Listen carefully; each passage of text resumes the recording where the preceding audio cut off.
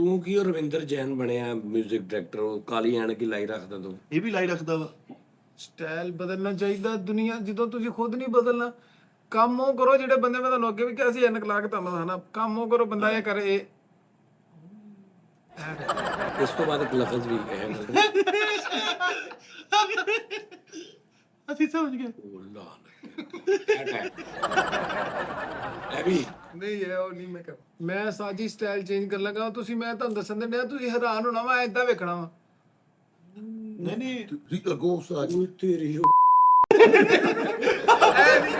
ਵੀ ਗਾਣਾ ਇਹ ਵੀ ਨਿਕਲਣਾ ਵਾ, ਨਿਕਲ ਜਾਣਾ ਵਾ। ਯਾਰ ਸੇਬ ਨਹੀਂ ਪਿਆ ਕੋਈ, ਦੇ ਯਾਰ ਇਹਨਾਂ ਨੂੰ ਵੀ ਕੋਈ ਚਾਹ ਚੂ ਬਣਾ ਕੇ ਤੇ ਮੈਨੂੰ ਸੇਬ ਦੇ।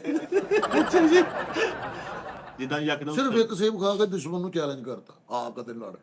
ਓਏ ਸਾਜੀ ਭਾਈ ਮਿੱਠੇ ਹੋਣਾ ਨੇ ਨਾ ਸਾਰਿਆਂ ਨੇ ਡਰਾਉਣੀ ਫਿਲਮ ਲਾਈ। ਸਪੂਤਾ ਕੇਲਾ ਅੰਦਰ ਲਗਾ ਕੇ ਤੇ ਖਲੋਤਾ 2 ਦਿਨ ਹੋ ਗਏ। ਮੈਂ ਕਿਹਾ ਇੰਜ ਨਹੀਂ ਹੁੰਦਿਆ, ਕਹਿੰਦਾ ਉਹ ਟੁੱਟ ਜਾਣਾ।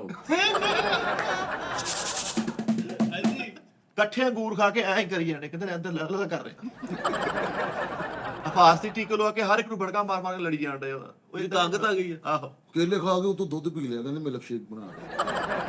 ਤਾਕਤ ਵਾਲਾ ਟੀਕਾ ਲਵਾ ਕੇ WWE ਚ ਚਲਾ ਗਿਆ ਤੇ ਅੰਡਰਟੇਕਰ ਨੇ ਫੇਰ ਕੁੱਟਿਆ ਬਾਹ ਮਰੋੜ ਕੇ। ਚਲੋ ਨਹੀਂ ਤਾਕਤ ਵਾਲਾ ਟੀਕਾ ਲਵਾ ਕੇ ਤੇ ਬੰਦਾ ਚੱਲ ਜਾਂਦਾ। ਮਾੜੀ ਜੀ ਨਹੀਂ ਰਗੜ ਲੱਗੀ। ਲਾਈਫ ਦੀ ਇੰਸ਼ੋਰੈਂਸ ਕਰਾ ਕੇ ਐਵੇਂ ਹੀ ਸੜਕਾਂ ਤੇ ਗੱਡੀਆਂ ਦੇ ਅੱਗੇ ਆਈ ਜਾ ਰਹੇ। ਵੀ ਮੈਨੂੰ ਮਾਰ ਯਾਰ ਇਦਾਂ ਦੇ ਨਾ ਕਰਾਚੀ ਦੇ ਨਾ ਕਰੈਕਟਰ ਸੀਗੇ ਤਾਈ ਯਾਰ, ਪਹਿਲੇ ਭਲੇ ਵਕਤ ਡਰਾਮੇ ਚ ਆਉਂਦੇ ਸੀਗੇ। ਸਵੇਰੇ ਸਵੇਰੇ ਹਮਸਾਏ ਨਿਕਲ ਕੇ ਗਏ, ਦੁਰਾਨੀ ਸਾਹਿਬ ਕੀ ਬਣ ਰਿਹਾ ਹੈ, ਬੜੇ ਕੁਝ ਅੱਛਾ ਗਾਲੀ ਪੂਰੀ ਨਹੀਂ ਤੁਹਾਡੇ ਪੂਰੀ ਥੋੜੀ ਸੌਰੀ ਯਾਰ ਮਿੱਠੇ, ਤੁਹਾਨੂੰ ਮਜ਼ਾ ਆਉਣਾ ਸੀਗਾ ਕਿਸੇ ਵੇਲੇ। ਮੈਨੂੰ ਵੇਟ ਸੀਗਾ ਇਸ ਗੱਲ ਦਾ ਕਿ ਮਿੱਠੇ ਨੇ ਉਹ ਨਹੀਂ ਅਜੇ ਤੱਕ ਕੀ। ਇਦਾਂ ਦੇ ਖੁਸਰਿਆਂ ਕੋ ਬੈਠੇ ਹੁੰਦੇ, ਅਸੀਂ ਵੀ ਕਦੀ ਇੰਨੇ ਪੈਸੇ ਕਮਾਵਾਂਗੇ। ਛੋਟੇ ਭਰਾ ਦਾ ਲਾਈਫ ਇੰਸ਼ੋਰੈਂਸ ਕਰਾ ਕੇ 15 ਦਿਨ ਬਾਅਦ ਉੱਥੇ ਚਲਾ ਗਿਆ। ਕਹਿੰਦਾ ਜੀ ਮੇਰਾ ਛੋਟਾ ਭਰਾ ਮਰ ਗਿਆ, ਪੈਸੇ ਦੇ ਦਿਓ। ਉਹਨੇ ਫੋਨ ਕੀਤਾ, ਉਹ ਅੱਗੋਂ ਕਹਿੰਦਾ ਹੈਲੋ। ਕਹਿੰਦਾ ਨਹੀਂ ਜੀ ਨਹੀਂ, ਮੇਰੇ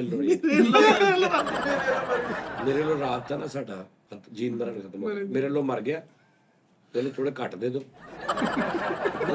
ਮੈਂ ਜੀ ਬਣਾ ਛੋਟੇ ਭਰਾ ਇਹਨਾਂ ਨੇ ਵੀ ਮੇਰੀ ਵਾਰੀ ਬੇਟੇ, ਇਹਨਾਂ ਨੇ ਵੀ ਛੋਟੇ ਭਰਾ ਦੀ ਇੰਸ਼ੋਰੈਂਸ ਕਰਾਈਏ ਤੇ ਉਹਨਾਂ ਨੂੰ ਜਾ ਕਹਿੰਦੇ ਮਰ ਗਿਆ ਤੇ ਯਾਰ ਉਹ ਕਹਿੰਦੇ ਉਹ ਤੇ ਜਿੰਦਾ। ਕਹਿੰਦੇ ਹੁਣ ਮੈਂ ਵੇਟ ਕਰਦਾ ਰਹਾਂ। ਅੱਛਾ ਮੁਕਾਬਲਾ ਏਦਾਂ ਪਾਉਣਾ। ਹਾਂ ਤੁਸੀਂ ਪਹਿਲਾਂ ਮੁਕਾਬਲਾ ਜਿੱਤੋਗੇ।